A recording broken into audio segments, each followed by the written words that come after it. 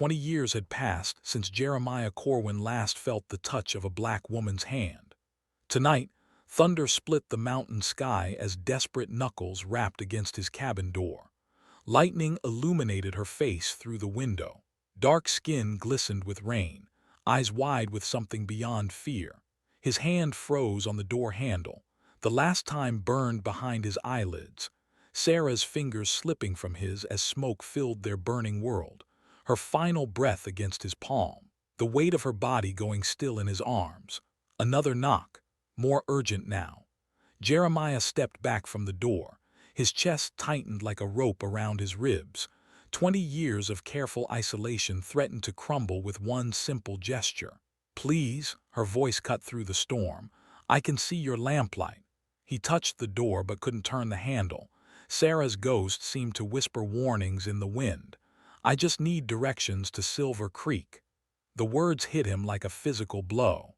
Silver Creek meant civilization, people, questions he'd spent 2 decades avoiding. But the storm outside raged with the fury of judgment itself. Thunder crashed overhead. If he left her out there, she'd die before dawn. Jeremiah opened the door. She stood small against the vastness of night. Water streamed from her traveling dress. Her hair lay plastered against her skull, but her spine remained straight despite the cold. "Thank you." She stepped forward. He moved backward instinctively. The motion created distance between their bodies like magnets of opposing force. She noticed. Her eyes narrowed slightly. "I'm Octavia Montgomery. Most folks call me Tavi." She waited for his response. Jeremiah. The name felt strange on his tongue after years of silence. "I need to reach Silver Creek by morning. My wedding is in 2 days." Wedding. The word struck him as odd. Most brides didn't travel alone through mountain storms. Most brides didn't carry themselves like soldiers. Trails washed out. He nodded toward the window. "Mudslide took the main road about an hour ago." Her face went pale. "There must be another way. Back trails, dangerous in good weather, deadly in this storm." "How long would it take?" 3 days. "Maybe 4 if the rain keeps up." She closed her eyes, her hands clenched into fists at her sides. "I don't have 3 days." Jeremiah studied her face. Fear lived there, but not the kind that came from missing a wedding. This was deeper, older, the kind of fear that followed people across states. "You can stay here tonight, head out when the storm passes." "Alone?" "I don't guide people anymore." She tilted her head. "Why not?" The question hung between them like smoke. Jeremiah turned away and busied himself with the fire. Flames cast dancing shadows on the cabin walls. "Just don't." Tavi moved closer to the warmth. Her eyes swept the small space. One chair, one plate on the table, one cup by the sink, but the shelves held supplies for 2 people. Extra blankets, double portions of everything. "You expecting company?" "No," she didn't press. Instead, she wrung water from her hair and accepted the rough towel he offered. Their fingers brushed during the exchange. Jeremiah jerked his hand back as if burned. That small recoil changed something in her expression. The gratitude shifted to wariness, her shoulders tensed. "I can pay you for the guidance." I said no. "Why?" The word came out sharper now. "Because you don't trust me. Or because you don't help people who look like me." The accusation hit him like a slap. Sarah's face flashed in his memory. Beautiful, trusting, dead because of his choices. "Has nothing to do with that." "Then what?" Jeremiah poked at the fire with unnecessary force. Sparks flew up the chimney like tiny prayers. "Some roads are better traveled alone. And some roads kill you if you try." She had a point. The back trails claimed lives even in summer. In this weather, they'd become death traps of loose rock and hidden crevasses. But guiding her meant 3 days together. 3 days of conversation and shared meals and the constant reminder of what he'd lost. 3 days of risking the careful distance he'd built between himself and the rest of humanity. Outside, the wind howled like something alive and hungry. "The storm won't last forever," he said finally. "Neither will whatever I'm running from." The admission slipped out before she could catch it. Her hand flew to her mouth, but the words already hung in the air between them. Jeremiah looked at her directly for the first time. really looked. Her dress was well made but worn from hard travel. Her shoes showed miles of dust despite the rain. A leather satchel hung across her body like armor. And there, peeking from the satchel's edge, the corner of a folded paper that looked suspiciously like a wanted poster. "What are you running from?" she straightened. "That's not your concern. It is if you're bringing trouble to my mountain." "Your mountain? I've lived here 20 years, haven't had visitors in half that time. Then you show up in the worst storm of the season, desperate to reach town, carrying what looks like legal papers." Tavi's hand moved protectively over her satchel. "You're imagining things." "Am I?" They stared at each other across the small cabin. The fire crackled between them like a living thing. Outside, thunder rolled across the peaks with the sound of distant cavalry. Finally, Tavi reached into her satchel. She pulled out the paper and placed it on the table. A wanted poster. $500 reward. But the face sketched in black ink wasn't hers. It was his. "I know who you are, Jeremiah Corwin," she said quietly. "The question is, what are you going to do about it?" The mountain man who hadn't touched a black woman in 20 years found himself staring at his own death warrant, held in the hands of a woman who could destroy him with a single word. The wanted poster lay between them like a blade. Jeremiah's face stared back from rough ink, younger but unmistakable. The reward amount seemed to glow in the firelight. $500, enough to buy freedom, enough to disappear forever. "Where did you get this?" Tavi's fingers drummed against the table. "Does it matter?" "It does to me." She moved toward the window. Rain streaked the glass like tears on weathered skin. "I found it in Millerville, posted outside the sheriff's office with a dozen others." "You were looking for me." "No," the word came too quickly. "I was looking for safe passage north." Jeremiah studied her reflection in the dark glass. Her shoulders carried tension like a yoke. Her hands never stopped moving, adjusting her dress, touching her hair, checking the satchel's strap. "Safe passage from what?" "That's my business." "Not anymore." Thunder shook the cabin walls. The storm showed no signs of weakening. If anything, the wind had grown hungrier, clawing at the shutters with desperate fingers. Tavi turned from the window. "I need to reach Silver Creek. You need someone who won't turn you in for bounty money. Seems we can help each other." "I don't need help. Living alone on a mountain for 20 years suggests otherwise." The barb hit its mark. Jeremiah felt heat rise in his chest but kept his face stone. "I chose this life." "Did you, or did it choose you?" Before he could answer, she moved past him toward the back of the cabin. Her skirts brushed his leg as she passed. The brief contact sent electricity through his nerves. 20 years. 20 years without human touch, without conversation, without the simple presence of another soul sharing his space. "Where are you going?" "Looking for a place to sleep." She pushed against a door he'd thought was hidden. It swung open with a soft creak. Jeremiah's blood turned to ice. The hidden room lay exposed. Maps covered every wall, marked with routes and safe houses. Stacks of forged papers sat sorted by destination. Supplies filled wooden crates, food, blankets, clothing in various sizes. Everything needed to help people disappear. Tavi stepped inside slowly. Her eyes took in every detail. The careful organization, the quality of the forgeries, the sheer scale of the operation. "How long?" she asked quietly. "I don't know what you mean." "How long have you been running the railroad through here?" The question hung in the air like smoke. Jeremiah's hands clenched at his sides. His carefully constructed isolation crumbled with each passing second. "I used to help people, I don't anymore." "This room says different." She picked up a stack of blank travel papers. Fresh ink stained the edges. "These were made recently." "Those are old." "The ink's still wet." Caught. The word tasted bitter in his mouth. Tavi set the papers down carefully. Her movements held a reverence that surprised him. No judgment lived in her eyes, only understanding. "Why did you stop?" Sarah's face materialized in his memory. Blood on her lips, smoke in her lungs, the weight of her body going limp in his arms. "People died because of me. People die anyway, at least you gave them a chance." "I gave them false hope." "Hope is never false. Only delayed." She moved deeper into the room. Her fingers traced the map routes with practiced knowledge, too practiced. You know these paths, some of them. How? Tavi's hand stilled on a marking near the Tennessee border. I've traveled this country more than most. As what? She didn't answer. Instead, she pulled another paper from her satchel, not a wanted poster this time. A letter, worn soft from folding and refolding. My assignment was to map safe houses between here and Canada, document the routes, identify the conductors. The words hit him like physical blows. Assignment, document, identify. You're a spy. I was. For who? People who pay well for information about runaways and the folks who help them. Jeremiah's vision blurred red.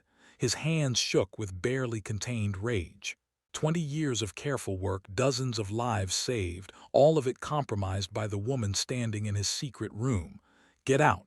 Jeremiah, wait. Get out of my house. She stepped toward him. You don't understand. I understand perfectly. You came here to expose me, to collect bounty money and mapping fees. That's not why I'm here now. Then why? Tavi's composure cracked. For the first time since entering his cabin, fear showed naked on her face. Because I couldn't do it anymore. Because I saw what happens to the people whose information I sold. Because I've been running for 3 weeks from the same people who put that bounty on your head. The confession settled between them like dust after an explosion. They sent you after me specifically. Yes. But you didn't turn me in. No. Why? She looked around the hidden room again. At the maps marked with hope. At the supplies that meant survival for desperate families. At the careful organization of a man who dedicated his life to helping others find freedom. Because this room tells me who you really are, and I'd rather die than help them destroy it. Rain drummed against the cabin roof. The fire crackled in the main room, casting dancing shadows through the doorway. Somewhere in the darkness outside, the mudslide continued to grow, cutting them off from the world below. Jeremiah stared at this woman who'd entered his life carrying his death warrant and her own secrets. She could destroy everything he'd built, but she could also be the key to saving it. The back trails are dangerous even in good weather. I know, 3 days minimum to reach Silver Creek. I understand, and if we're caught together, they'll kill us both. Tavi met his eyes directly. Some things are worth dying for. The mountain wind howled around the cabin, carrying the scent of snow and the promise of harder weather ahead. Inside, 2 fugitives stood surrounded by the tools of liberation, each holding the other's fate in trembling hands. We leave at first light, Jeremiah said finally. Thank you. Don't thank me yet. We might not survive what's coming. But even as he spoke the warning, something loosened in his chest. The terrible weight of 20 years' solitude began to shift, making room for something he'd thought died with Sarah. Hope. Dawn broke gray and unforgiving across the mountain peaks. The storm had passed, leaving the world scrubbed clean and treacherous. Ice glazed the rocks where water had pooled and frozen overnight. Jeremiah checked his pack twice. Food for 4 days. Ammunition. Maps wrapped in oiled cloth. His fingers moved with the precision of old habit, each item placed with purpose. Tavi emerged from the cabin wearing men's traveling clothes. The transformation startled him. Gone was the bedraggled woman in a torn dress. In her place stood someone who moved with military efficiency. Where did you get those? Your hidden room. Hope you don't mind. She'd found the spare clothes he kept for railroad passengers. The pants fit her frame well enough. The shirt hung loose but practical.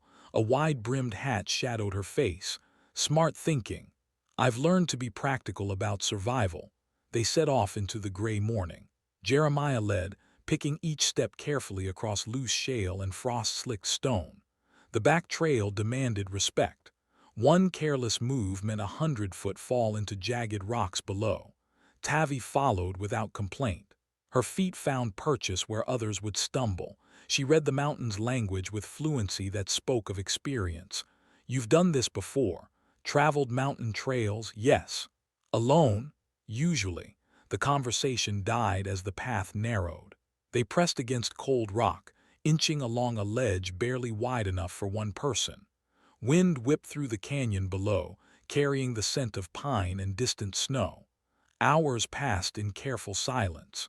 The sun climbed higher but gave little warmth. Their breath misted in the thin air. Jeremiah's legs remembered the rhythm of long travel, the steady pace that 8 miles without burning energy. At midday, they reached a wider section of trail. Jeremiah called a halt beside a cluster of wind-bent trees. The view stretched for miles in every direction, empty wilderness as far as the eye could see. Tavi studied the landscape with interest that went beyond appreciation. "How many people have you guided through here?" "Enough. In 20 years, I said enough." She opened her pack and pulled out dried meat and hard biscuits. They ate in silence, backs against sun-warmed rock. The food tasted of salt and necessity. "I lied about the wedding." Jeremiah looked at her sideways. "I'm not a mail-order bride, never was. I figured. How? Mail-order brides don't carry lockpicks or know how to move through wilderness without leaving tracks." Tavi's hand went instinctively to her pocket. The small metal tools clinked softly together.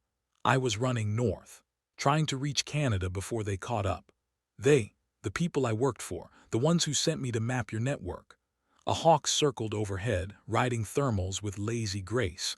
Its cry echoed off canyon walls, sharp and wild. "What changed your mind?" Tavi finished her biscuit before answering. Crumbs scattered in the wind. "I met a family in Missouri. Husband, wife, 3 children. Youngest couldn't have been more than 5. They were using information I'd provided to track them." Jeremiah waited.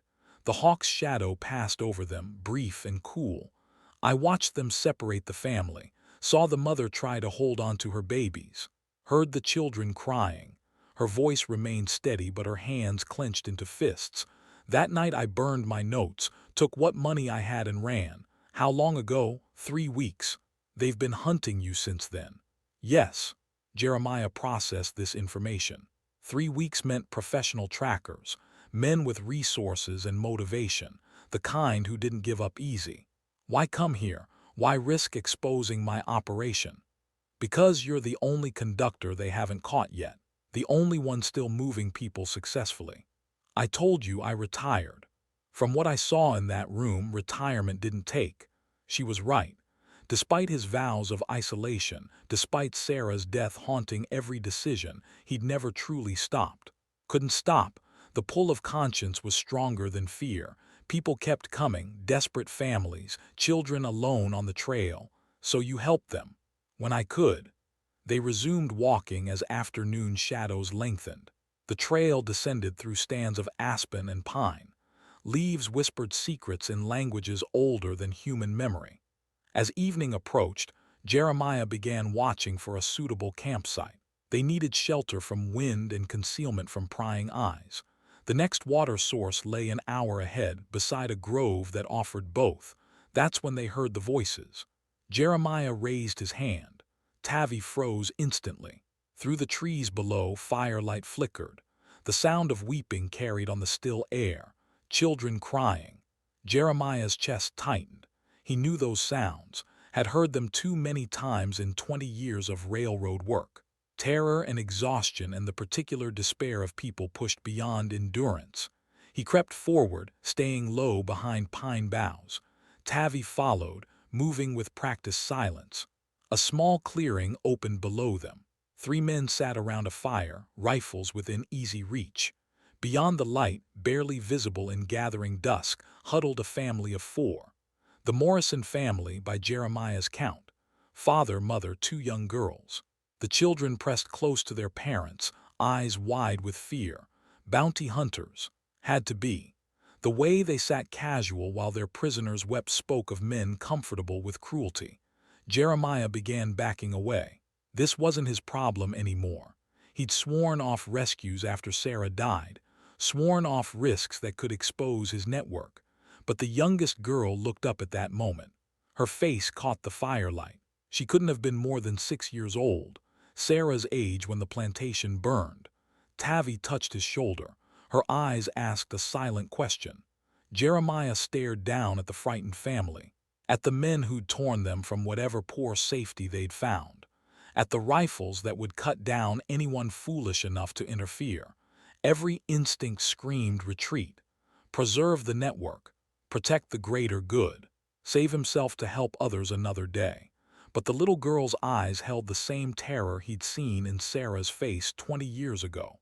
This time, maybe he could make a different choice. Jeremiah began checking his weapons. The rescue unfolded in whispers and shadows. Jeremiah circled left while Tavi approached from the right. 20 years of mountain living had taught him patience, every step placed with deliberation, every breath controlled. The bounty hunters sat lazy around their fire. Confidence made them careless. They'd caught their prey and counted their money before earning it. Tavi moved through the darkness with skills that surprised him. No broken branches marked her passage. No shifted stones announced her position. She flowed between trees like smoke given form. The youngest Morrison girl saw her first. Eyes widened, but she made no sound. Smart child. Survival had already taught her when to stay silent. Jeremiah waited until Tavi reached striking distance. Then he stepped into the firelight with empty hands raised. Evening, gentlemen. 3 rifles swung toward him instantly. The bounty hunters scrambled to their feet but kept their weapons ready. Well, Bear Corwin himself. The leader wore a marshal's badge on a coat that had seen too many trails. His smile held no warmth.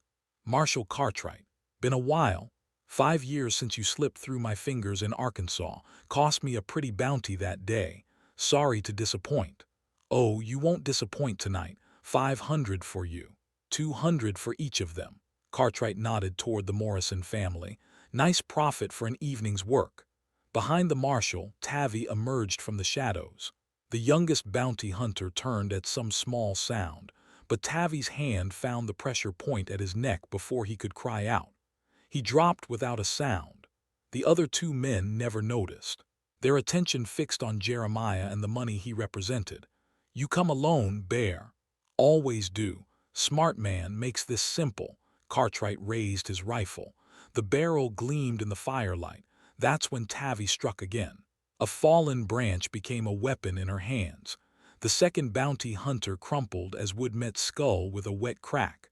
Cartwright spun toward the sound. His rifle tracked across empty darkness. What the? Jeremiah lunged forward. 20 years of isolation hadn't dulled his reflexes. His shoulder caught Cartwright in the chest, driving them both to the ground. The rifle discharged harmlessly into the night sky. They rolled across rocky earth, grappling for advantage. Cartwright was younger, but Jeremiah knew these mountains, knew how to use uneven ground and scattered stones as weapons. A sharp rock caught Cartwright's wrist. He cursed and lost his grip on the rifle. Jeremiah rolled away and came up holding the weapon. Stay down. Cartwright spat blood from split lips. You think this changes anything? There's a dozen more like me hunting your trail. Maybe. But tonight these folks go free. Tavi moved among the unconscious bounty hunters, collecting weapons and ammunition. Her efficiency suggested this wasn't her first such encounter. The Morrison father found his voice. Thank you. Lord knows we couldn't have lasted much longer. Can you travel? Yes, sir. These children are stronger than they look. Jeremiah studied the family in the firelight, exhausted but determined. The kind of people who'd walked hundreds of miles for a chance at freedom. There's a safe house 2 days travel north. Follow the creek until it splits, then take the eastern branch. Look for a cabin with a red door. He pulled out paper and pencil, sketching a rough map by firelight. Tell them Bear sent you. They'll know what that means. The mother clutched her youngest daughter close. What about you? These men will follow. Let me worry about that. Tavi appeared at his elbow. We need to move. Others might have heard that gunshot. The Morrison family gathered their few possessions. Jeremiah handed them food from his pack and a small pouch of coins. Travel at night when possible. Rest during the day. Trust your instincts about people. God bless you both. They melted into the darkness, heading north toward hope and uncertainty. The forest swallowed them within minutes. Jeremiah turned back to the bound bounty hunters. Cartwright glared at him with undisguised hatred. This isn't over, Bear. It never is. They left the bounty hunters tied with their own ropes. Eventually someone would find them. Eventually the hunt would resume. But tonight, a family breathed free air. Tavi walked beside him as they climbed away from the clearing. Moonlight filtered through pine branches, painting the world in silver and shadow. You did that before. What? Rescued people. The way you moved, the way you planned. That wasn't your first time. Jeremiah didn't answer immediately. His hands still shook from the confrontation. 20 years of careful isolation, broken in a moment of conscience. Sarah used to say freedom was like water. It finds a way through any barrier if you're patient enough. Your sister? Yes. They walked in comfortable silence. The night air carried scents of pine and distant snow. Somewhere ahead lay Silver Creek and whatever safety it might offer. She sounds wise. She was, too wise for this world. How did she die? The question hung between them like smoke. Jeremiah had never spoken the words aloud, never shared the weight that had driven him into 20 years of exile. Plantation fire. She was helping families escape through the confusion. A beam fell, pinned her legs. His voice remained steady, but his hands clenched into fists. I tried to lift it, tried everything, but the smoke was too thick, the flames too close. You stayed with her, until the end. That's what mattered. Is it? Sometimes I think I should have saved myself, kept helping others instead of hiding on a mountain. Tavi stopped walking. In the moonlight, her face showed understanding deeper than words. You want to know what I learned in 3 weeks of running? Jeremiah waited. Guilt makes cowards of us all, but courage isn't the absence of fear. It's choosing to act despite it. She reached out slowly, deliberately. Her fingers touched his arm with gentle pressure. It was the first human contact he'd allowed himself in 20 years. The first touch that wasn't born of violence or necessity. Her warmth seeped through his sleeve, real and immediate and alive. Tonight you chose courage over guilt. Sarah would be proud. They resumed walking, but something fundamental had shifted. The terrible isolation that had defined Jeremiah's existence began to crack. Not broken, but no longer absolute. Behind them, the bounty hunters would eventually work free. The hunt would continue. Dangers multiplied with every step towards Silver Creek. But for now, two souls moved through the darkness together, carrying shared burdens, building fragile trust in the space between heartbeats. The mountain wind whispered secrets in ancient tongues. Stars wheeled overhead in patterns older than human memory. And in the growing space between them, something new began to take root. 2 days of careful travel brought them to Silver Creek's outskirts. The town sprawled across a valley floor, smoke rising from a dozen chimneys. Church bells rang the hour across dusty streets filled with afternoon commerce. Jeremiah crouched behind pine cover, studying the settlement through experienced eyes. Too many strangers lingered in doorways. Too many horses stood saddled at hitching posts, the signs of a town under watch. They're here. Tavi pressed beside him, her shoulder touching his arm. The contact no longer startled him. 2 days of shared danger had worn down barriers 20 years in the building. How many? Hard to say. 6, maybe 8, professional hunters by the look of them. She studied the street patterns with tactical precision. Her gaze lingered on escape routes and cover positions. They're not random. See how they're positioned, covering every road out of town, waiting for us. Or someone told them we'd be coming. The possibility hung between them like poison. Jeremiah's network had operated for 20 years on trust and secrecy. If someone had betrayed that trust, dozens of lives hung in the balance. Could be coincidence. You believe that? No. They settled back to wait and watch. The sun crept lower, painting the valley in shades of gold and shadow. Normal life continued below. Children played in the streets. Women hung laundry on lines.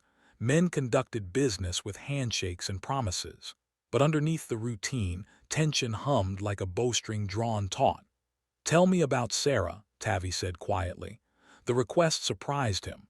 For 2 days they'd spoken of practical things, routes and supplies and immediate dangers. Personal history remained locked away. Why? Because the way you talk about her, she's still alive in your mind, still guiding your choices. Jeremiah considered this. Sarah's voice had echoed in his thoughts for 20 years. Her smile appeared in quiet moments. Her courage shamed him into action when fear whispered retreat. She was 3 years younger, barely 20 when she died. What was she like? Fearless, sometimes foolishly so. She'd walk into a room full of armed men and start giving orders. Despite everything, he smiled at the memory. Sounds familiar. Does it? Tavi's eyes held humor but also something deeper. Recognition, perhaps. The acknowledgement of kindred spirits separated by time and circumstance. She would have liked you. Would she? Sarah never trusted easily, but when she did, it was absolute, complete. The words carried weight beyond their simple meaning. Jeremiah found himself studying Tavi's profile in the dying light. Strong jaw, eyes that had seen too much but refused to look away, hands that could kill or heal with equal precision. I've told you about my sister. What about your family? Tavi's expression closed like a door slamming shut. No family. Everyone has family. Not everyone keeps them.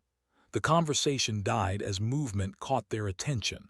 A rider approached the town from the south. Familiar posture in the saddle, familiar way of holding the reins. Jeremiah's blood turned to ice water. That's impossible. What? The rider, I know her. Tavi squinted through the gathering dusk. Who is it? The woman dismounted at the town's main hotel. Lantern light illuminated her face as she tied her horse to the hitching post. 20 years older. Lines around her eyes that hadn't been there before, but unmistakably, impossibly alive. Sarah. The name fell from his lips like a physical thing, heavy with disbelief and desperate hope and crushing fear. Your sister, the one who died in the fire. Jeremiah couldn't speak, couldn't breathe. The world tilted sideways as certainty crumbled into dust. Sarah walked into the hotel with confident steps. Alive, whole, real. How was it possible? He'd held her body, felt her final breath against his palm, buried her ashes beneath a willow tree beside the burned plantation. Jeremiah. Tavi's voice seemed to come from very far away. Jeremiah, look at me. He turned toward her, but his eyes remained unfocused. 20 years of guilt and grief rewriting themselves in the space between heartbeats. She's working with them. What? Look where she went. The hotel where the bounty hunters are staying. She's working with them. The words penetrated slowly. Sarah alive was miracle enough. Sarah collaborating with slave hunters was nightmare beyond comprehension. You don't know that. Then why is she here? Why now when we're being hunted? Logic warred with hope in Jeremiah's chest. Sarah's timing was too convenient, her presence too coincidental, but she was his sister, his blood, the person he'd mourned for 20 years. There has to be an explanation. Maybe. Or maybe the woman you remember died in that fire and someone else is wearing her face. Tavi's words cut deep, but they carried uncomfortable truth. People changed. Circumstances broke the strongest spirits. 20 years was long enough to transform anyone. I have to know. It's a trap, probably. They'll kill you the moment you show yourself. Maybe. And me along with you. That stopped him. His own life was forfeit the moment he'd chosen this path. But Tavi had risked everything to help him, had turned her back on profitable betrayal to stand beside a stranger's conscience. You could leave, disappear into the crowd. They don't know your face. Don't they? She pulled out another paper from her satchel. A second wanted poster, this one bearing her likeness. The reward amount made his breath catch. $1,000, twice his bounty. Enough money to set a man up for life. When were you going to tell me? When it mattered. It matters now. Does it? Change is nothing about who we are or what we're doing. She was right. The numbers on paper meant nothing compared to the choices they'd made, the people they'd helped, the trust they'd built in shared danger. But Sarah's presence changed everything. She might have answers about who betrayed the network, about how they found us. Or she might have a gun pointed at your heart the moment you walk through that door. Thunder rumbled in the distance. Another storm building over the mountains. The air tasted of rain and electricity. I have to try. I know. Tavi checked her weapons with practiced efficiency. Pistol loaded and ready, knife sharp in its sheath. the tools of survival arranged within reach. What are you doing? Getting ready to follow you into whatever hell you're walking toward. You don't have to do this. Yes, I do. Why? She looked at him directly. Her eyes held depths he was only beginning to understand. Because some people are worth dying beside. Lightning split the darkening sky. The first drops of rain began to fall. Below them, Silver Creek settled into evening routines, unaware that 20 years of secrets were about to collide in its quiet streets. Jeremiah rose and began walking toward town. Behind him, Tavi's footsteps matched his pace. Together, they descended toward answers that might destroy everything they'd built. They entered Silver Creek as rain began to fall in earnest. Water turned dust to mud beneath their boots. Lightning illuminated the hotel where Sarah waited with her secrets and possible betrayal. Jeremiah's hands trembled as he pushed through the hotel's front door. 20 years of certainty dissolved in the space of a heartbeat. The lobby smelled of tobacco and wet wool. Oil lamps cast dancing shadows on peeling wallpaper. She sat in a corner chair, back straight, hands folded in her lap. Older now. Lines etched around eyes that had seen too much, but unmistakably Sarah. Their gazes met across the crowded room. Her face went white as bone. "Hello, brother." The words hit him with physical force. His sister's voice, deeper now but carrying the same cadence that had haunted his dreams for 2 decades. "You're supposed to be dead. So are you, from what I hear." Tavi moved to his left shoulder, positioning herself between Sarah and the hotel's back exit. Her hand rested near her weapon, ready but not threatening. "Who's your friend?" Sarah asked. "Someone who's helped me remember why I chose this life." "Ah." Sarah's eyes assessed Tavi with professional interest. "The spy who turned conscience. Your reputation precedes you, Miss Montgomery." Tavi's expression didn't change, but Jeremiah felt tension coil through her frame. "Seems everyone knows everyone in this business. Small world when you're hunting the same prey." The hotel lobby continued its evening rhythm around them. Travelers checked in. Merchants discussed morning departures. Normal life proceeding while 3 fugitives balanced on knife edges of trust and betrayal. "Why are you here, Sarah?" "Same reason as you. Following the money." "Whose money?" "Cartwright's employers. They've put substantial resources into capturing Bear Corwin and his network." Thunder shook the hotel's windows. Rain drummed against glass with increasing intensity. "And you're helping them." "I'm surviving them." The distinction carried weight. Sarah's posture spoke of someone walking a tightrope between competing loyalties. Careful, calculated, afraid. "How long?" "Since the fire. Since you left me to burn." The accusation landed like a physical blow. Jeremiah staggered back a step. "I held you, felt you die." "You held someone, felt someone die, but it wasn't me." "Then who?" "Another girl. Same age, same build." The fire made identification difficult. Jeremiah's world tilted sideways. If Sarah hadn't died in the fire, then 20 years of guilt had been built on false foundation. 20 years of isolation and self-punishment for nothing. But if she lived, why hadn't she found him? Why the silence? Why the collaboration with slave hunters? "I looked for you," Sarah continued. "Spent months tracking your movements. But you disappeared into these mountains and never came out. I was grieving. You were hiding. From what? From the consequences of your choices. From the people who depended on you. From me." Her words cut deep because they carried truth. After the fire, after believing Sarah dead, he'd retreated into isolation rather than continue the dangerous work that had supposedly killed her. "They caught me 6 months later," Sarah said. "Cartwright's predecessor. Gave me a choice, hang for helping runaways or help them catch the conductors. You chose betrayal. I chose life." "At what cost?" Sarah's composure cracked. For a moment the scared 20-year-old she'd been showed through the hardened exterior she'd become. "At the cost of everything I believed in, everyone I loved, every dream I'd ever held." Tavi stepped forward slightly. Her voice cut through the siblings' pain with practical urgency. "This reunion is touching, but we have bigger problems. Look around." Jeremiah followed her gaze. The hotel lobby had subtly transformed. Casual travelers had been replaced by hard-faced men who sat too straight and watched too carefully. Professional hunters closing their net. "How many?" he asked quietly. "8, maybe 10.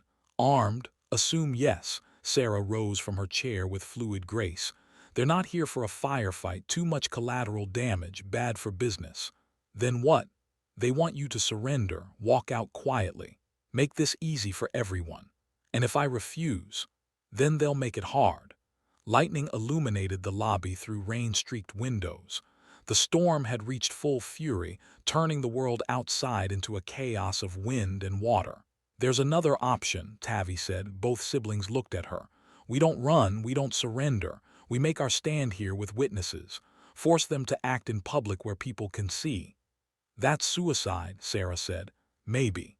Or maybe it's the first honest thing any of us have done in years." The hotel's front door opened. Marshal Cartwright entered, shaking rain from his coat. Behind him came 2 deputies, hands resting on their weapons. "Evening, folks. Nasty weather we're having." He approached their corner with casual confidence, a man accustomed to having the upper hand. "Bear Corwin, Miss Montgomery, you've led us quite a chase." "Not over yet," Jeremiah replied. "Oh, but it is.